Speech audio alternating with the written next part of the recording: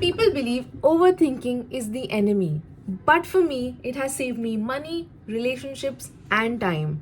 I honestly believe it's a superpower. Hi, I'm Janvi, and I think a lot.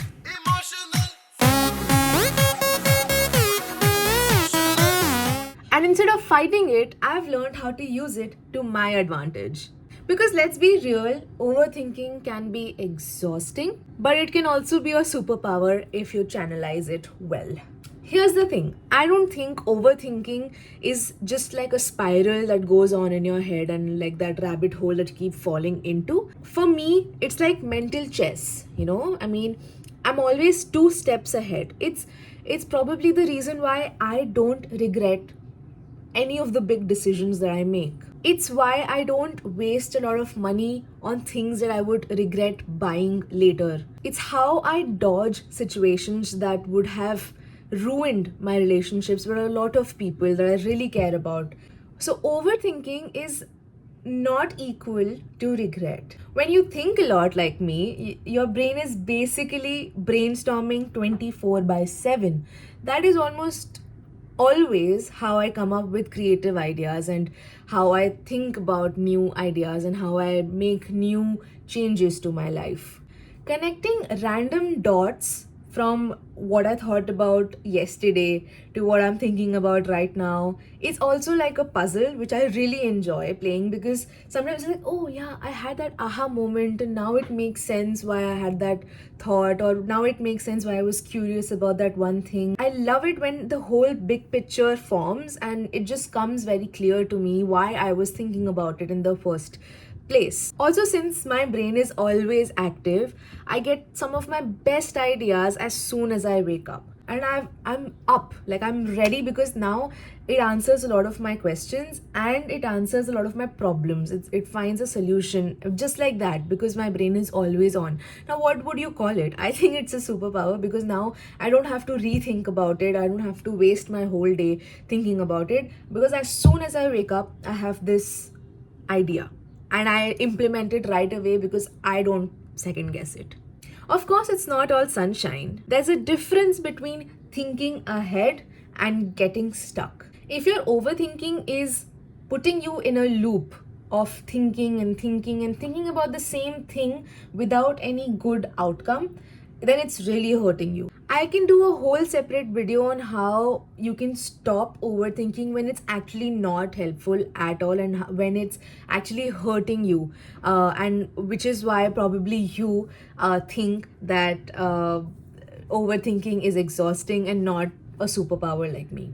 So let's talk about the fun stuff now. I'm going to give you 3 actionables that have helped me and that I think can help you channelize your overthinking into something more fruitful so that now you're not exhausted. You're actually like a machine which is churning out so many ideas. So let's do that. Number one is to catch it. Because unless and until you realize that you're into that overthinking spiral, you won't be able to do anything with it. So instead of just getting into that zone and just thinking about it and just thinking about the worst possible scenarios, thinking about all the best possible scenarios, whatever it is, notice it. Notice that you are stuck in that moment. Number two, capture it. Now, since you've caught the fact that you are overthinking, the second step becomes to capture it. Any way that you can document it, it can just be through a video, it can be through like in your diary, it can be on your phone notes, it can be on your laptop, any medium that you're comfortable with or you have handy at that point in time. Just for example, if I'm traveling, I have my phone in my hand, so I'll just type it. But if I'm at home, I would actually scribble it in my diary, or I'll paint it, or I'll just design. For example, I'm an artist, right? Now, whenever I wake up and I have that idea of the specific kind of art that I want to make that day, what I do is I just simply, as soon as I wake up, I have my iPad on my side or I have my notebook on my side and I just simply sketch it. Because you sometimes don't know what your thoughts can lead to. I mean, there's so many thoughts that I have, just like here and there, like maybe I can share them with you. But in my notes app, you can actually see so many two lines of thoughts and three lines of thoughts and maybe paragraphs of thoughts that I've had in that moment, and I've captured them, and now they give me a backing, they give me a foundation for my new ideas. So number 3 talks about this idea, which is to convert it into something fruitful, is to convert it into something actionable. So now what your brain will be thinking is, okay, if I'm churning out anyway, अगर मैं हर दिन कुछ ना कुछ सोच ही रही हूँ और हर पल कुछ ना कुछ सोच रही हूँ, अब मैं वहाँ से उसको लेकर, if I can turn it into something creative. For example, if you are a writer, you can write a poem, you can write a short story, you can write just that line, you can capture it, you can convert it into something which is snappy and which people will like, and you can just post it on your Instagram, just post it or just keep it with yourself if you're not that person.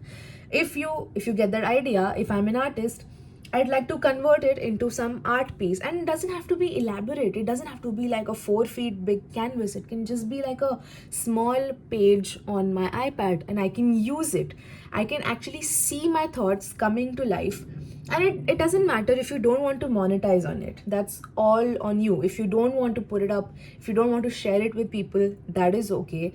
But at least for yourself, when you convert it into something, when you convert your thoughts into something which you can see, I think only then do you realize that this is a superpower, and only then do you realize that this is not just a waste of my time. Now you have an information that you can convert into something creative, or now you can convert it into a thought, or you can convert it into a topic point when you discuss with your friends, when you sit and talk to your friends. That is what I do most of the times. Like yesterday, I met my best friend, and when I was talking to her, I pulled up so many of my old notes because I think that I'm very interesting. I love how my brain works. So I keep pulling out my old notes and I keep sharing it with her, and then we have like an hour-long conversation and like 2-hour-long conversation, and there's no end to it. So I personally think that these 3 actually help me to understand my brain, of course, because now I know कि कैसे मेरा brain चलता है and how I can turn it into something which is more tangible, not just tangible, but something that I can see, something I can hold, something I can feel, something I can hear, anything. This is also an outcome of overthinking, actually. So if you're watching this and you're thinking, I think overthinking is a problem, मेरी life खराब कर दी है overthinking ने, और मैं भी ऐसे सोचती थी. Trust me, I used to also believe that overthinking was really an issue because my brain was on all the time and I couldn't find a moment of peace. So I do get where you're coming from, but maybe it's the way that you are channelizing it. Maybe it's the way that you have normalized just thinking and not doing. So yeah, I talk about this kind of stuff every week, and I hope you enjoyed. I hope you got some insight into how you can use it for your benefit. And stay tuned and maybe stick around because we're gonna turn these flaws into your own edge. Thank you so much for watching. Bye bye.